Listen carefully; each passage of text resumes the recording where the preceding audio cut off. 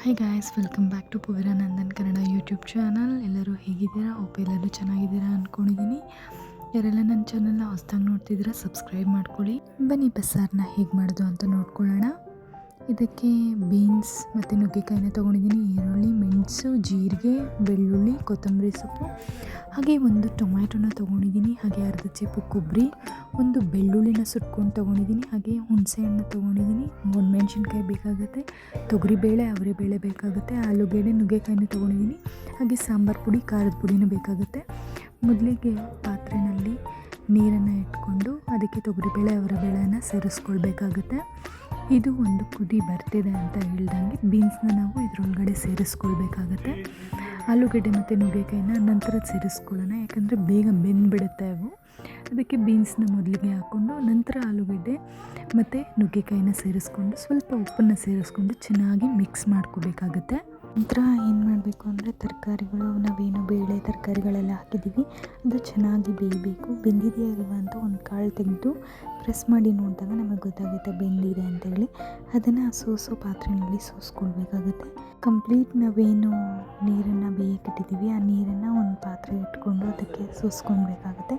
Complete ಅದರಲ್ಲಿರುವಂಥ ನೀರಿನ ಅಂಶ ಎಲ್ಲ ಹೊರಗಡೆ ಬಂದುಬಿಡಬೇಕು. ಒಂದು ಗ್ಲಾಸ್ ಸಹಾಯ ತಗೊಂಡು ನೀರನ್ನೆಲ್ಲ ಆಚೆ ತೆಕ್ಕೊಳ್ಳಿ. ನೆಕ್ಸ್ಟು ಒಂದು ಪಾತ್ರೆ ಇಟ್ಕೊಂಡು ಅದಕ್ಕೆ ಸಾಸಿವೆ, ಎಣ್ಣೆನ ಸೇರಿಸ್ಕೊಳ್ಬೇಕು. ಸಾಸಿವೆ ಚಿಟಪಟ ಅಂತಿದ್ದ ಹಾಗೆ ಬೆಳ್ಳುಳ್ಳಿನ ಸೇರಿಸ್ಕೊಳ್ಳಿ. ಬೆಳ್ಳುಳ್ಳಿನ ಸೇರಿಸ್ಕೊಂಡು ನಂತರ ಈರುಳ್ಳಿನೂ ಕೂಡ ಜೊತೆಗೇ ಸೇರಿಸ್ಕೊಂಡ್ಬಿಡಿ. ಇದನ್ನೇನು ಸಪ್ರೇಟಾಗೇನು ಫ್ರೈ ಮಾಡ್ತಿಲ್ಲ, ಒಟ್ಟಿಗೆ ಹಾಕ್ಕೊತಾ ಇದ್ದೀನಿ. ಈರುಳ್ಳಿ, ಬೆಳ್ಳುಳ್ಳಿ ಹಾಗೆ ಒಂದು ಮೆಣಸಿನ್ಕಾಯಿ ಕೂಡ ನಾನು ಜೊತೆಯಲ್ಲೇ ಸೇರಿಸ್ಕೊಂಡು ಎಲ್ಲನೂ ಒಟ್ಟಿಗೆ ಸೇರಿಸಿ ಫ್ರೈ ಮಾಡ್ಕೊತಾ ಇದ್ದೀನಿ. ಬೇಕಾದರೆ ನೀವು ಈರುಳ್ಳಿ ನಂತರ ಬೆಳ್ಳುಳ್ಳಿ ಹಾಕಿ ಕೂಡ ಫ್ರೈ ಮಾಡ್ಕೋಬೋದು, ಹೀಗೂ ಕೂಡ ಮಾಡ್ಕೋಬೋದು. ಈರುಳ್ಳಿ ಫ್ರೈ ಆಗೋಷ್ಟೊತ್ತಿಗೆ ಒಂದು ಮಿಕ್ಸಿ ಮಾಡ್ಕೊಳ್ಳೋಣ. ಜೀರಿಗೆ 1 ಸ್ಪೂನ್, ಮೆಣಸು 1 ಸ್ಪೂನು, ಹಾಗೆ ಸುಟ್ಟಿರುವಂಥ ಬೆಳ್ಳುಳ್ಳಿ, ಹುಣಸೆಹಣ್ಣು, ನಿಂಬೆಹಣ್ಣು ಗಾತ್ರ ತೊಗೊಂಡಿದ್ದೀನಿ.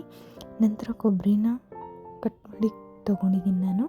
ನೀವು ಬೇಕಾದರೆ ತುರಿದು ಕೂಡ ಹಾಕೋಬೋದು. ನಾನು ಹೀಗೆ ಚಿಕ್ಕ ಪೀಸಾಗಿ ಕಟ್ ಮಾಡಿ ಕೂಡ ತೊಗೊಂಡಿದ್ದೀನಿ.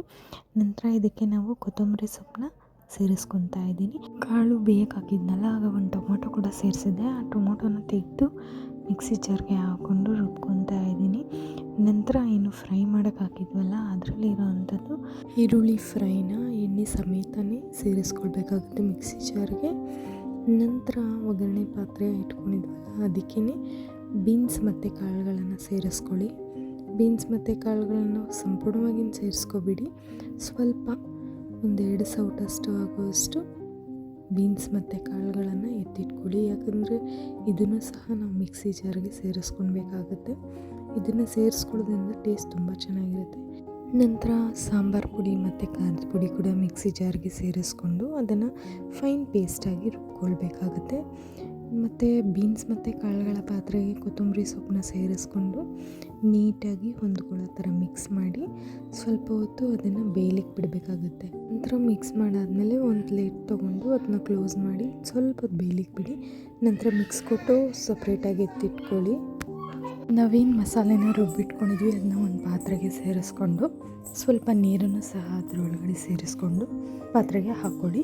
ನೀರನ್ನು ಬಸ್ಕೊಂಡಿದ್ದೀವಲ್ಲ ಆ ನೀರನ್ನು ಸಹ ಈ ಪಾತ್ರೆ ಒಳಗಡೆ ಸೇರಿಸ್ಕೊಳ್ಬೇಕಾಗತ್ತೆ. ಸೇರಿಸ್ಕೊಂಡು ಚೆನ್ನಾಗಿ ಮಿಕ್ಸ್ ಮಾಡಿ ಕನ್ಸಿಸ್ಟೆನ್ಸಿನ ನೋಡಿಕೊಂಡು ಮತ್ತೆ ಬೇಕಿದ್ರೆ ನೀರನ್ನ ಸೇರಿಸ್ಕೋಬೋದು. ಬಿಳಿ ಒಗ್ಗರಣೆ ಸ್ಕಿಪ್ ಆಗಿದೆ.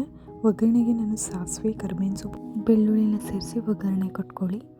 ನಂತರ ರೆಡಿಯಾಗುತ್ತೆ. ಇದನ್ನು ಮುದ್ದೆ ಅನ್ನಕ್ಕೆ ತುಂಬ ಚೆನ್ನಾಗಿರುತ್ತೆ. ಟ್ರೈ ಮಾಡಿ ನೋಡಿ ಹೇಗೆ ಬಂತು ಅಂತ ತಿಳಿಸಿ. Thank you for watching.